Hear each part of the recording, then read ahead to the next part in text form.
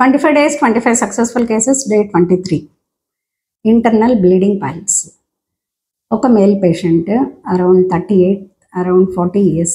So స్టూల్లో blood పడడం వల్ల కొలనోస్కోపీ అండ్ ఇదేదో రెక్టల్ క్యాన్సర్ అనుకుని, కోలన్ క్యాన్సర్ అనుకుని రకరకాల టెస్టులు, సిగ్మాడోస్కోపీ అన్నీ చేయించుకున్న తర్వాత అది ఇంటర్నల్ పైల్స్ అని, బ్లీడింగ్ పైల్స్ అని డయాగ్నోస్ చేయడం జరిగింది.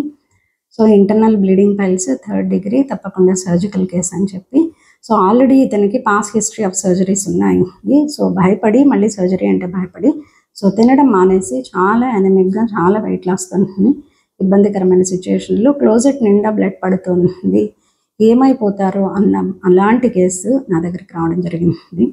సో వీళ్ళకి హోమియోపతిలో ఇంటర్నల్ పైల్స్ ఏవైతే ఉన్నాయో బ్లీడింగ్ స్టాప్ చేయడానికి there are certain kind of acute good medicines and fast acting medicines.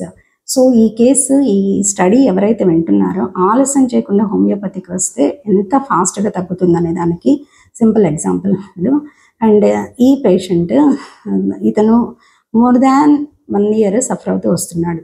So అలాంటి case homeopathy medicines, acute medicines, fast acting medicines పెట్టిన తర్వాత without any side effects it works tremendously. So అదే రోజు, ఏ రోజు అయితే medicine పెట్టాను ఆ పక్క రోజే చాలా వరకు బ్లీడింగ్ తగ్గింది.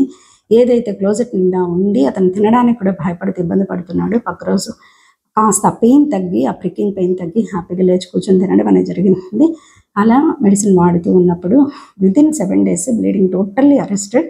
తర్వాత వాళ్ళు ఒక 2 months తర్వాత మళ్ళీ ఒక సిగ్మాడోస్కోపీకి వెళ్తే ఇంటర్నల్ పైల్ మాస్ అనేది కనపట్టలేదు, ఎలా పడిపోయిందో అని చెప్పి వాళ్ళు చెప్పడం జరిగింది.